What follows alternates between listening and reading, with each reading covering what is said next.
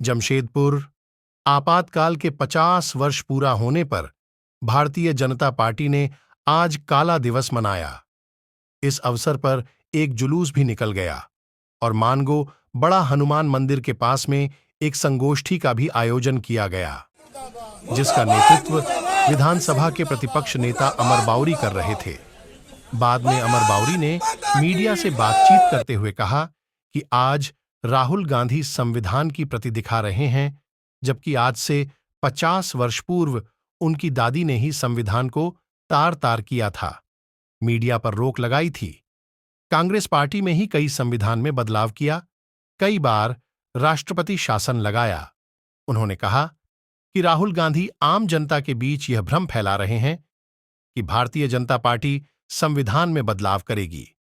उन्होंने कहा कि कांग्रेस ने ही 2 स्थानों पर आरक्षण खत्म किया, ओबीसी और एसटी, एससी का जामिया विश्वविद्यालय और अलीगढ़ मुस्लिम यूनिवर्सिटी, जो सरकारी संस्था है।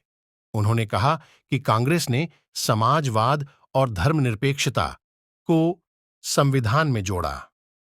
उन्होंने एक प्रश्न के जवाब में कहा कि इस बार झारखंड में विधानसभा की पूरी तैयारी है और भाजपा की सरकार बनेगी।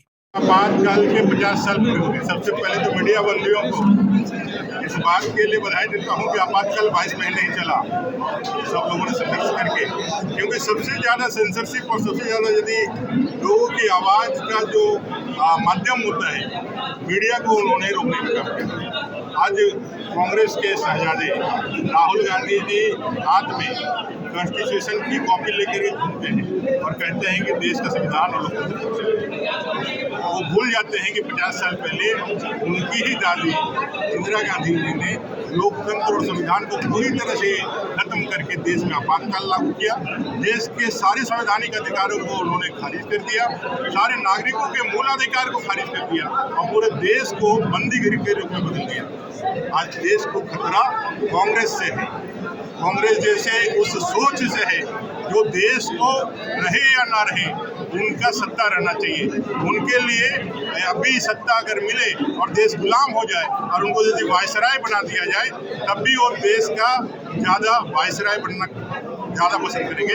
ऐसे लोगों से सावधान करने का और संकल्प लेने का कि इस झूठी राजनीति का, इस भ्रामक राजनीति का, एक गलतफहमी पैदा करके सत्ता सुख भोगने की राजनीति का जो जनक है कांग्रेस, जेएमएम और आरजेडी है, इसके पर्दाफाश करना और देश में संविधान को मजबूत बनाए रखना बीजेपी के नेतृत्व में, नरेंद्र भाई मोदी जी के नेतृत्व में, ये हम सबका पसंद है। आने वाले विधानसभा आरोप प्रत्यारोप की संविधान बदलने का ये चुनावी मुद्दा से नहीं चल रहा है। नहीं, देखिए, आरोप हम लोग नहीं लगा रहे, हम लोग तो हकीकत बयान कर रहे हैं। वो एक कल्पना दिखा रहे हैं कि भी संविधान बदल जाएगा, जबकि संविधान को बदलने का काम कांग्रेस ने किया है। 90 बार राष्ट्रपति शासन लगा के, कई बार अमेंडमेंट ला करके, 42वां संशोधन देख लीजिए, प्रेस के आज़ादी को खत्म करना देख लीजिए। संविधान के अंदर जो मूल संविधान में धर्मनिरपेक्षता, समाजवाद नहीं था, उसको जोड़ करके इन्होंने संविधान को बदलने का काम किया। कई एक विषय देश के अंदर आपातकाल लागू करके संविधान को खतरे में डाला, आरक्षण खत्म किया।